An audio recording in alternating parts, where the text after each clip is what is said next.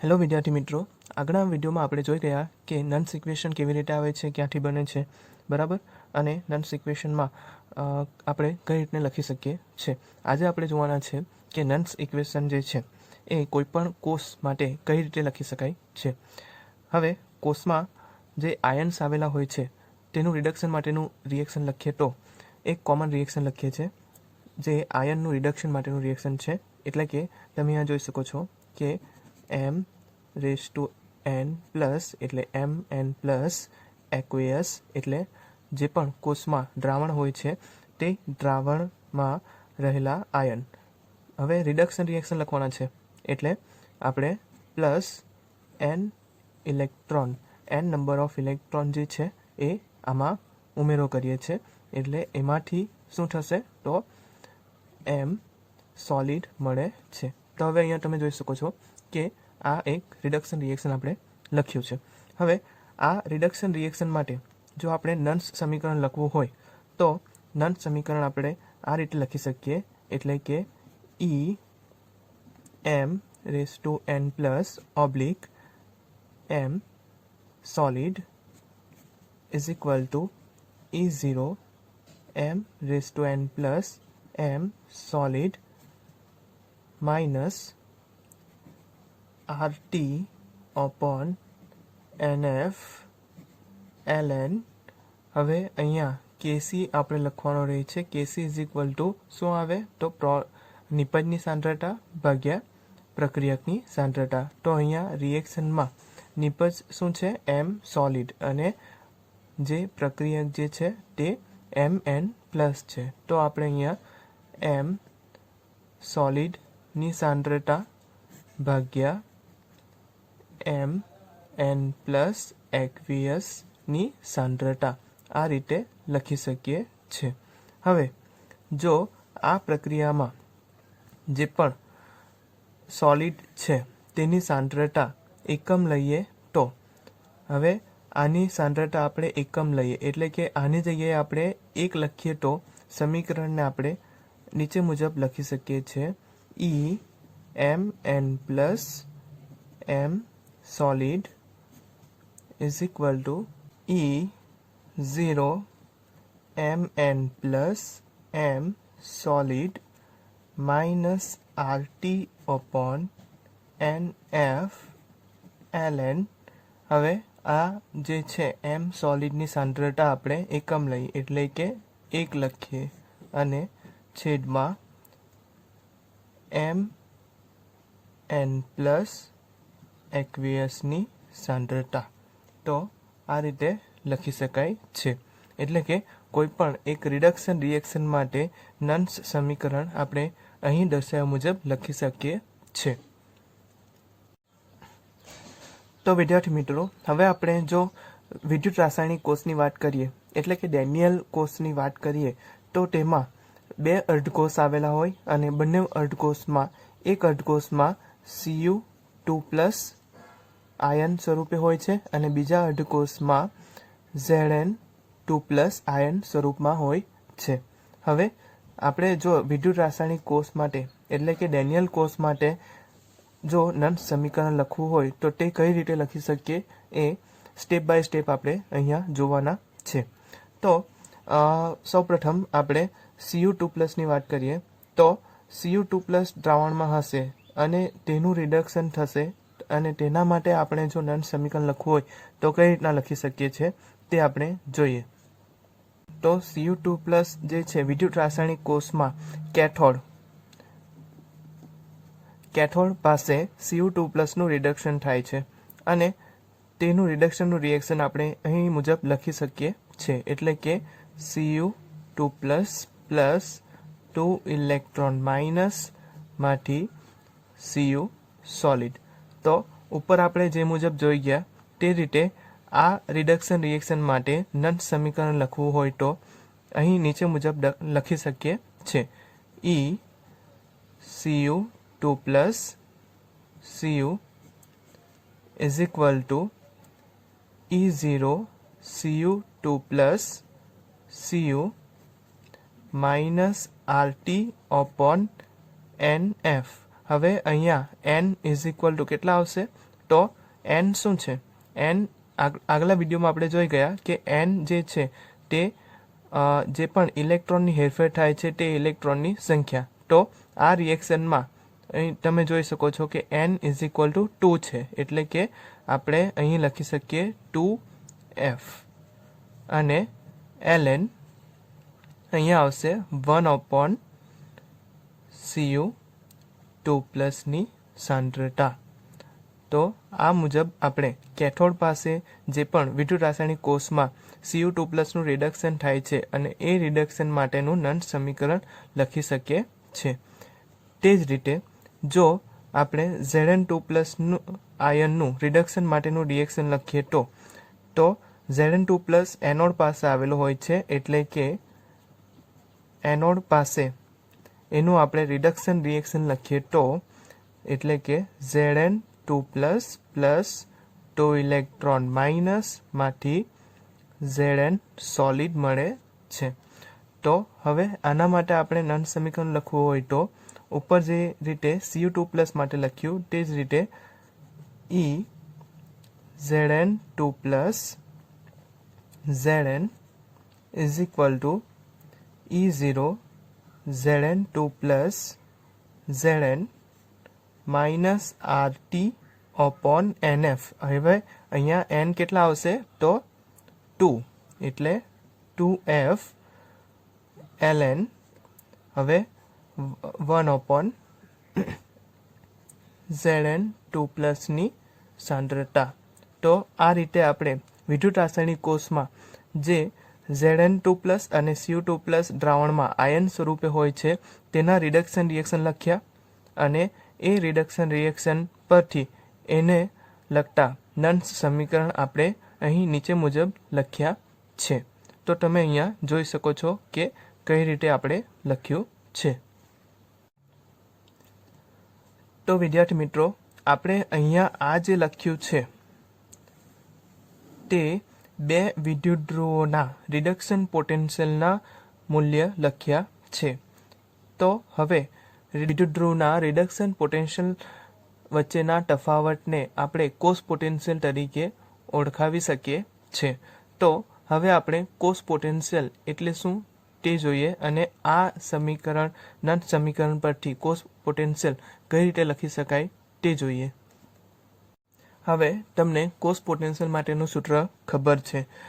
Cos potential એટલે કે E cell is equal to E Cu2 Cu minus E Zn2 Zn, એટલે કે E cell is equal to E right minus E left, જે આગળ આપણે વિડીયોમાં જોઈ ગયા છે કે કોસ પોટેન્શિયલનું સૂત્ર છે.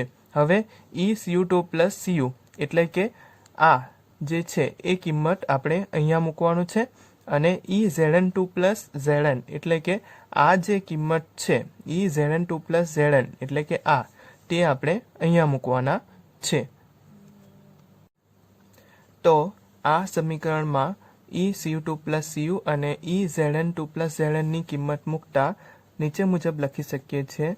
E cell is equal two E0 બ્રેકેટમાં લખીએ છીએ E0 Cu2 Cu minus RT upon 2f ln 1/Cu2 ની સાંદ્રતા. Bracket over minus bracket E0 Zn2 Zn minus RT upon 2f ln 1/Zn2 ની સાંદ્રતા. Bracket over. હવે આ જે છે એને બ્રેકેટમાંથી બહાર કાઢીએ તો E cell is equal two E0 Cu2 Cu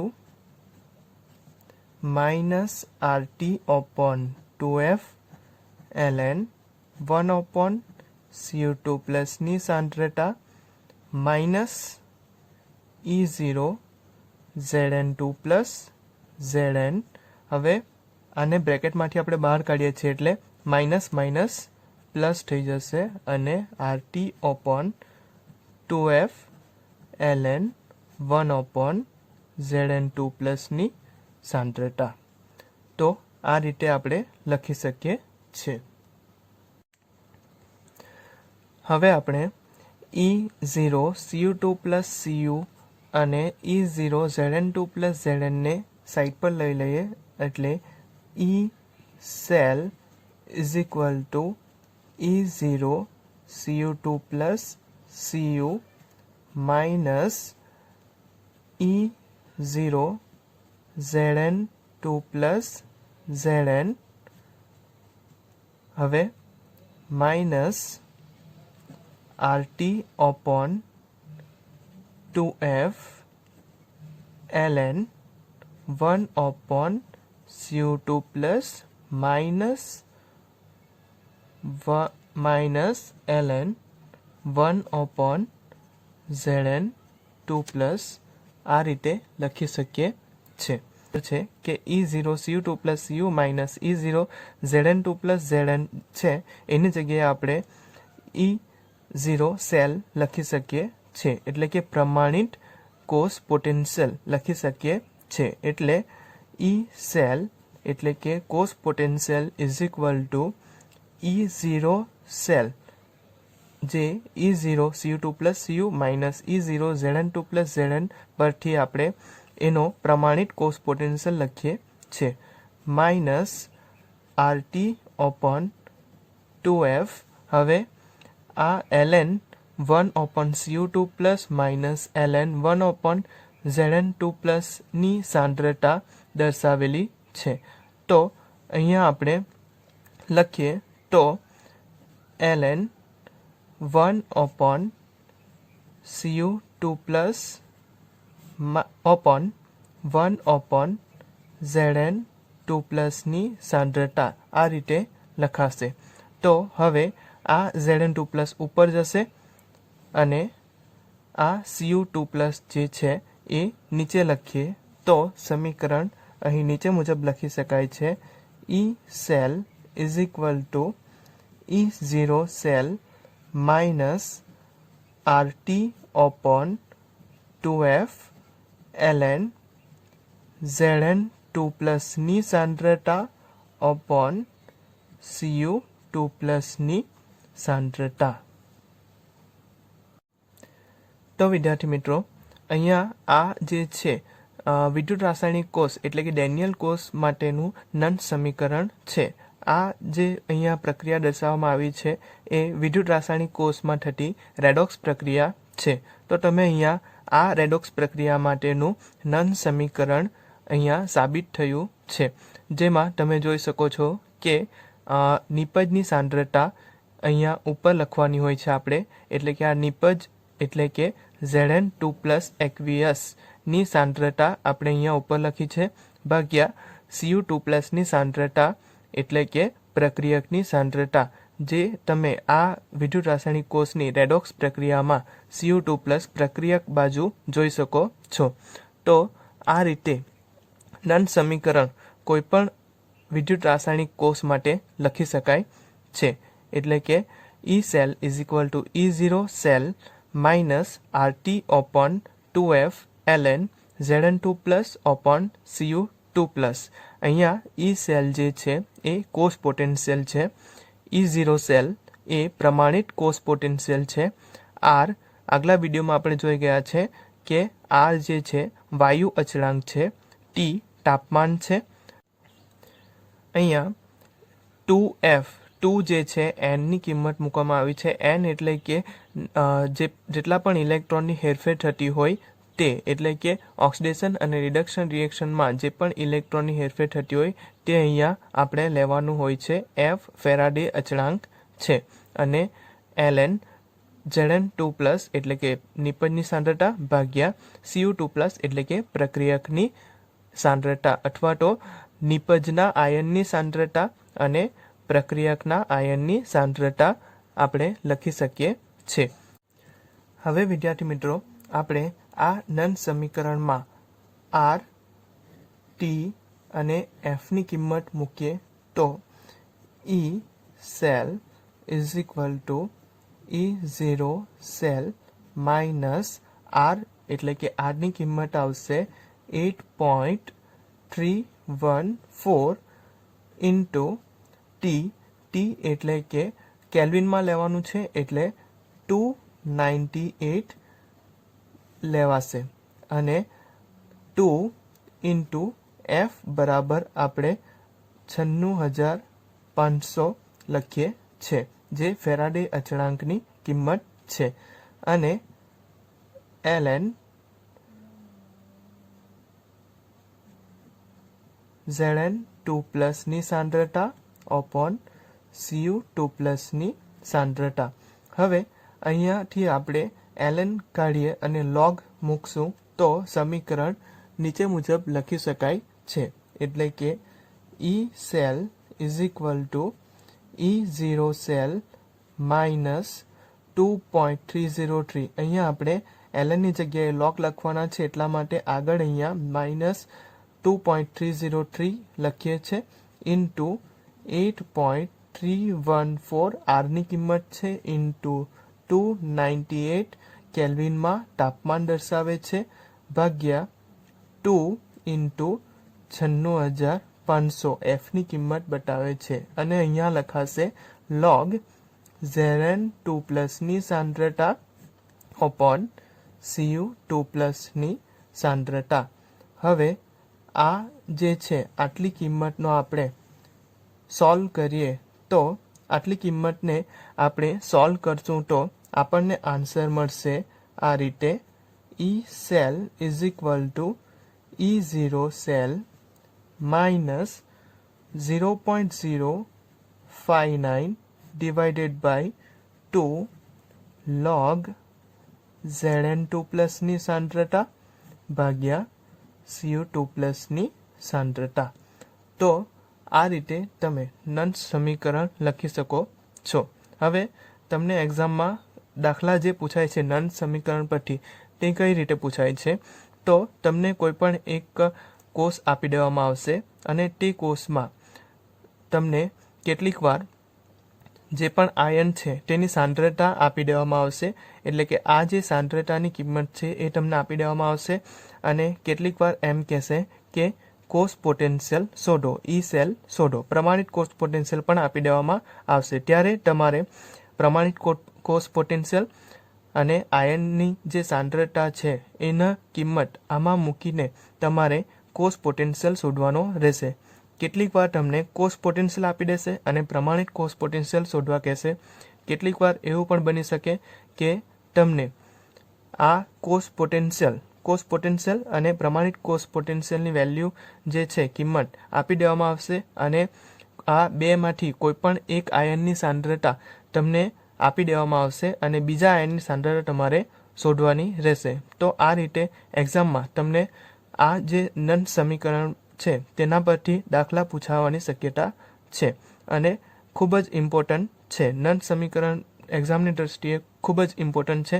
તો ખાસ આ ધ્યાન રાખજો કઈ રીતે લખવામાં આવે છે અને સારી રીતે પ્રેક્ટિસ કરજો.